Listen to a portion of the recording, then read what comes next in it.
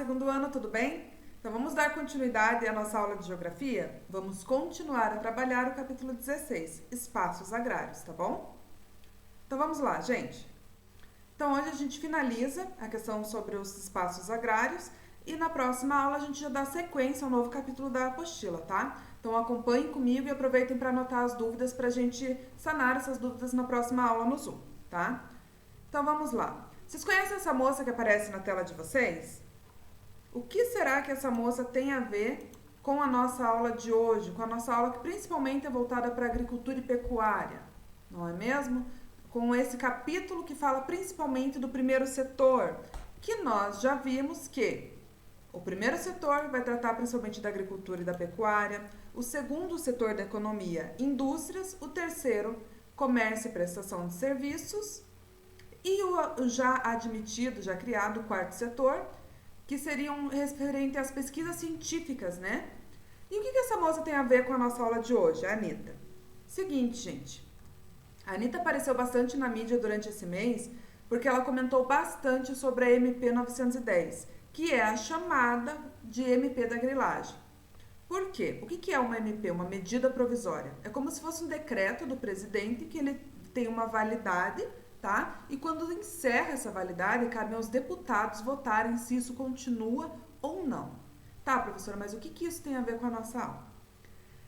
Essa MP ficou conhecida como MP da grilagem, MP que mata a Amazônia e tal, pelo seguinte: ela autoriza as pessoas que já ocupam determinados territórios, tá? Terras que são tidas como do governo, que estão ocupando desde 2012, que elas tenham direito à posse, à regulamentação da propriedade desse território, tá? Então, por isso que ela é conhecida como MP da grilagem, chamados grileiros, que vão lá, invadem um determinado local, pode ser uma reserva indígena, podem ser terras não produtivas ou terras da União, desmatam esse território para usarem como uma renda, né? Para obter renda através desse território. Então, olha o que aparece na tela de vocês. Eu tenho aqui uma reportagem da BBC, tá? Da BBC Brasil, que vai falar dessa MP e de quanto esses territórios que foram invadidos por esses grileiros, né? Que estão prestes a ganhar a posse desse território, ganhar a posse oficialmente, ter a escritura dessas terras, né? E o quanto isso está devastando a Amazônia. Então, vocês estão vendo isso pipocando em vários lugares, inclusive pessoas famosas como a Anitta se pronunciando a esse respeito, tá? Se posicionando politicamente a esse respeito e chamando a atenção do quanto isso é errado, o quanto isso não é bom para o nosso meio ambiente e que vai favorecer não pessoas, por exemplo, sem terras ou pessoas pobres que precisam de um lugar para trabalhar, para ter o seu sustento ali, agricultores principalmente, ou reservas indígenas, mas vai favorecer principalmente os grandes agricultores, tá? Temos também ali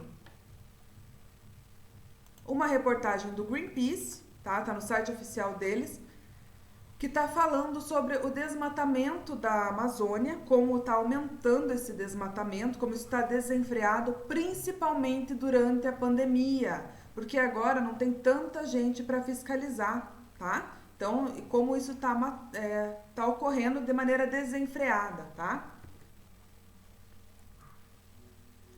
Então, gente, tudo isso tem a ver com o que nós estamos estudando, que é essa parte do primeiro setor, a agricultura. Nós já vimos algumas questões, alguns conceitos referentes à agricultura e vamos só dar uma passadinha reforçando alguns antes de ir para a pecuária, tá bom? Então, acompanhem lá comigo.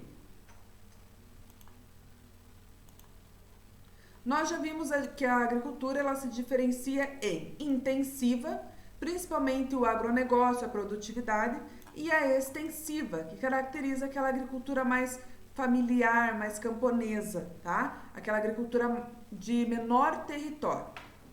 Nós vimos também que nós temos diferentes modalidades agrícolas. Nós temos a convencional, que principalmente vai acontecer na intensiva, né, no agronegócio, que utiliza sementes transgênicas, os agrotóxicos e tudo mais. Vimos principalmente a agroecológica, que é principalmente a que acontece na agricultura extensiva, na agricultura familiar, tá? Ela vai privilegiar as sementes crioulas, as sementes naturais da terra e vai predominar Em alguns casos usa agrotóxico, mas na grande maioria a adubação é feita através da biomassa, tá? E nós temos também a agroflorestal, que é a tida como mais correta do ponto de vista ecológico, tá? Já vimos aqui algumas imagens desses slides, né? Aqui as sementes crioulas, para vocês darem uma olhadinha. Vimos também os riscos dos transgênicos, né? Conversamos a respeito, que ainda é algo muito novo, que a gente não sabe que efeito isso vai ter na nossa saúde, como que o nosso corpo vai lidar com isso por ser algo muito novo. E vimos também a questão de um dos poucos produtos que nós temos que é advindo da reforma agrária, tá? Eu coloquei para vocês que é um produto que a gente encontra nos mercados daqui mesmo, que é o leite Terra Viva, que são um dos poucos assentamentos que deram certo. Essas pessoas lutam por terra, alguns realmente exercem atividade agrícola nessas terras onde são assentados. Outros ou vendem, ou trocam, ou usam do movimento dos sem terras apenas para artimanhas políticas e demais interesses, que não vem ao caso. Mas esse leite aqui, essa empresa, é um dos poucos casos que deram certo aqui no Brasil, tá bom? Continuando. Aqui nós temos daí alguns exemplos, tá?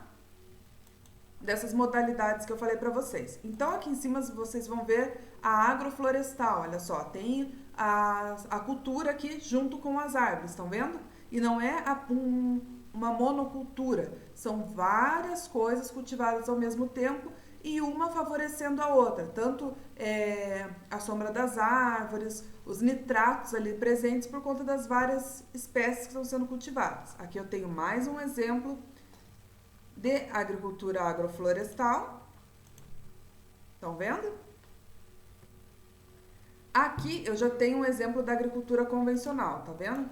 Utilizando os agrotóxicos e tudo mais e a monocultura, tá? Um território muito grande com apenas uma cultura. Lembra que eu falei para vocês? Aqui a gente tem, se vocês derem um Google, vocês vão encontrar várias reportagens a respeito dos malefícios dos agrotóxicos, como isso intoxica as pessoas. Não apenas nós que consumimos o produto final, mas também as comunidades ao entorno e quem aplica esses venenos e tudo mais, tá? Tem também um ensaio desse fotógrafo argentino, se quiserem, deem uma pesquisadinha maior, em que ele faz todinho um trabalho com pessoas que foram intoxicadas por conta desses agrotóxicos, tá bom? Gente, ainda sobre agricultura, tem mais alguns conceitos que a gente deve ter claro na nossa cabeça.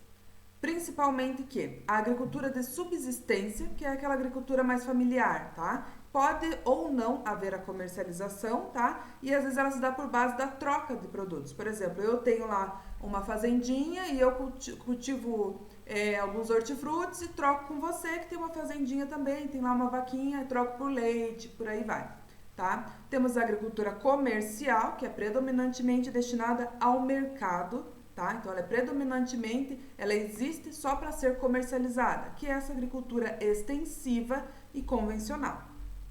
E daí nós temos também o sistema de agricultura que é empregado, como que é feita essa agricultura. Então, a gente já falou da roça tropical, que ela é itinerante, ela vai mudando de um lugar para o outro, para dar tempo para o solo se recuperar, e também por conta das chuvas. Então, o agricultor vai mudando de um lugar para outro, para aproveitar essas precipitações, as chuvas. Temos a irrigada, né?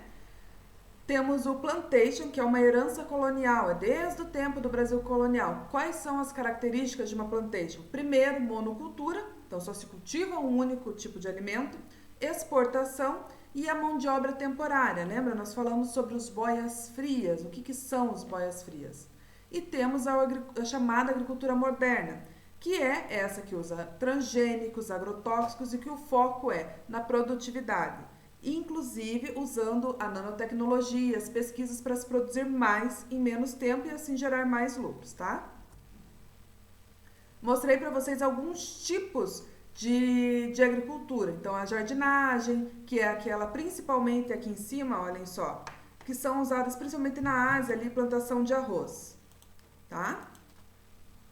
É chamada de jardinagem esse tipo de agricultura. Depois eu falei um pouquinho para vocês sobre a hidroponia, que são onde os alimentos são cultivados geralmente em canos, em superfícies assim que são protegidas do solo, isso evita pragas e tudo mais, fica mais fácil a adubação. E falei para vocês também sobre as curvas de nível. Olha só que interessante e que diferente que é essa. Tá? Se aproveita essa irregularidade do solo para captar mais água durante o plantio. Tá? Falei também para vocês sobre o plantio direto, quando a gente planta em cima do resto da outra plantação e esse resto vira adubo, né? Hoje em dia nós temos principalmente, qual que é a diferença da agricultura de hoje em dia com a antiga? A utilização de máquinas e de equipamentos, tá? Então, hoje em dia, vocês sabem que o agronegócio ele é todo automatizado, você já não precisa mais de tantas pessoas trabalhando na roça para se ter uma boa produtividade. Aqui nós temos falei sobre a diferença dos sistemas de irrigação, de aspersão, microaspersão. E agora a gente vai falar um pouquinho sobre a pecuária, que também é uma atividade do primeiro setor. Então, a pecuária, vocês sabem, né, é a criação de animais. Pode ser suíno, bovino, equino, bubalino, aqui no Paraná a gente tem também, que são fazendas voltadas para a produção de búfalo.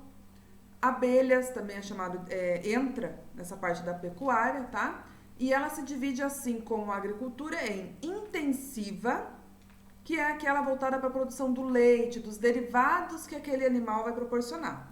E temos a extensiva, que daí já está mais interessante a questão da carne, dos derivados, o couro, tá bom? Os ossos. E quando eu falo de pecuária, eu também devo lembrar dos problemas ambientais. Muitas dessas terras devastadas na Amazônia, elas foram utilizadas principalmente para virar pasto. Então se corta tudo aquilo, se queima tudo aquilo para virar pasto para boi. Tá? Então você já tem uma série de lugares que estão fazendo campanha, divulgando isso e mostrando o quanto isso é prejudicial para a Amazônia. Tá? Além da pecuária, gente, nós vamos ter outro setor da economia que pertence ao primeiro setor, o extrativismo. O extrativismo ele pode ser de 3 formas. O vegetal, que é quando eu extraio da natureza, das plantas ali, as coisas que eu preciso. O mineral e o animal. Quando eu falo do animal, ele se diferencia da pecuária porque eu estou falando principalmente a caça e a pesca, tá? Então aqui eu trouxe algumas imagens que eu gostaria que vocês dessem uma olhadinha. Essa daqui é da década de 70, tá? É um lugar chamado Serra Pelada, onde se descobriu o ouro durante a década de 70 e todos esses pontinhos que são pessoas subindo esse morro com sacos de terra nas costas.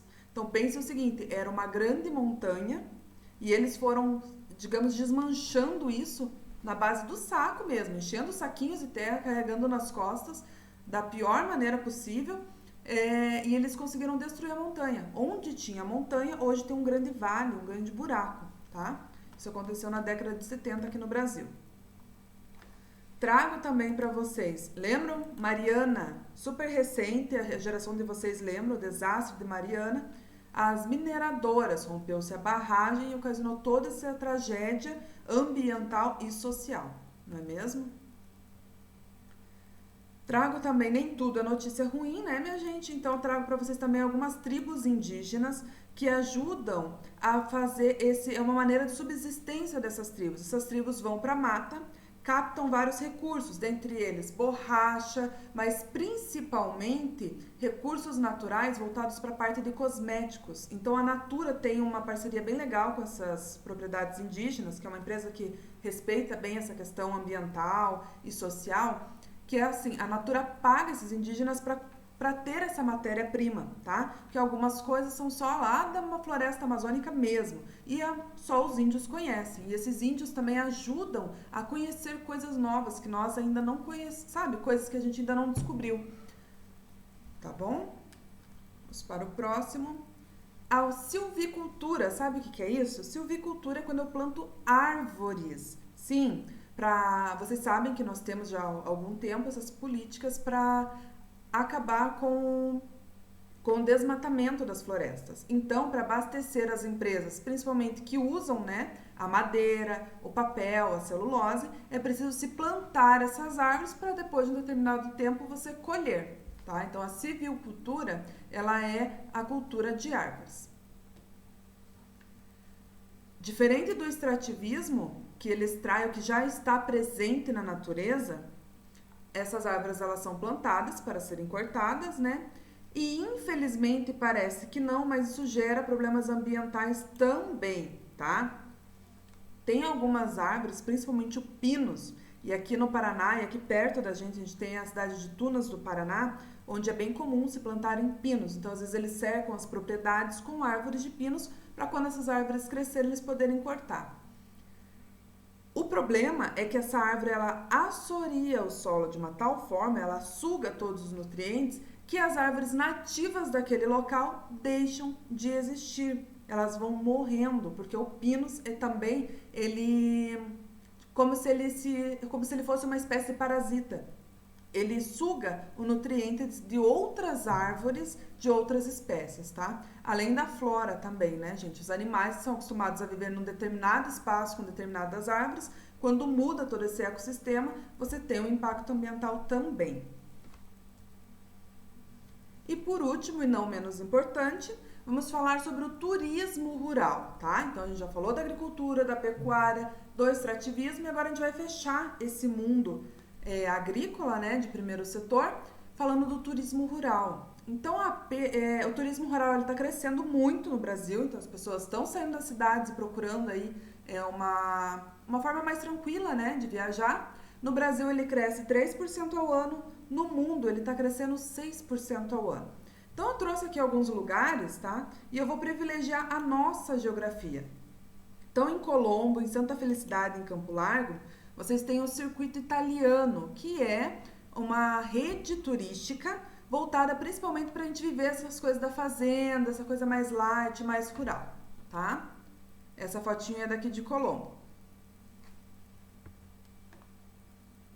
Temos alguns parques também que pertencem ao Circuito Italiano, por exemplo, a Gruta de Bacaitava, não sei se você já conhece, se não conhece é bom conhecer antes que acabe, né? E temos em Morretes e Antonina, temos também algumas fazendas, e agora tem algumas coisas bem legais, tem tirolesas, tem essas bolhas flutuantes, que são voltadas para esse turismo mais ecológico, para a gente sair da cidade e vivenciar uma nova forma de vida, tá?